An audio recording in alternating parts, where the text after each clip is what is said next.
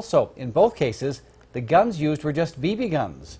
Now those men who threatened their neighbors with the BB guns face aggravated assault charges. Local News 8 reporter Chris Nessman joining us now in the studio. So Chris, how is it that someone faces felony charges for threatening people with just a BB gun?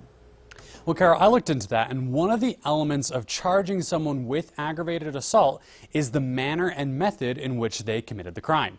In an instance with David Gross this past Sunday, neighbors felt threatened, and neither them nor the police had any idea Gross's gun was not a real assault weapon.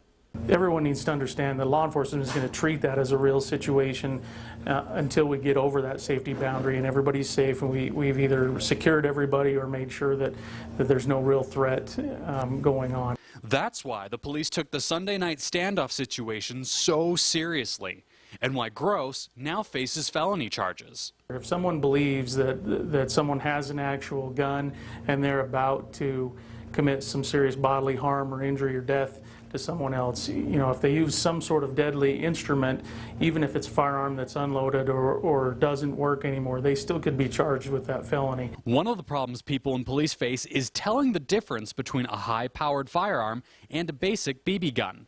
Sometimes it's very difficult. Like there are manufacturers out there making guns that look very, very similar to the actual firearm, even down to some of the same branding and stuff. Here's a great example.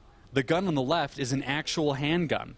The one on the right, a BB gun. A trained eye can spot the difference, but a quick glance would make it almost impossible to tell. So that's why it's always important to make sure you're maintaining those firearm safety rules. You're always going to treat that gun like it's a real gun all the time. One thing I learned while looking into this, only toy guns are required to have that little yellow or orange marking on the barrel. A BB gun is not considered a toy, which is why they can look exactly like a real gun. Reporting live in studio, I'm Chris Nestman. All right, thank you, Chris. One thing both the guns and gear managers and the Bonneville County Sheriff's Office told us was that even BB guns or pellet guns can be lethal. That's why you should always treat them like a high-powered weapon, even if they are not.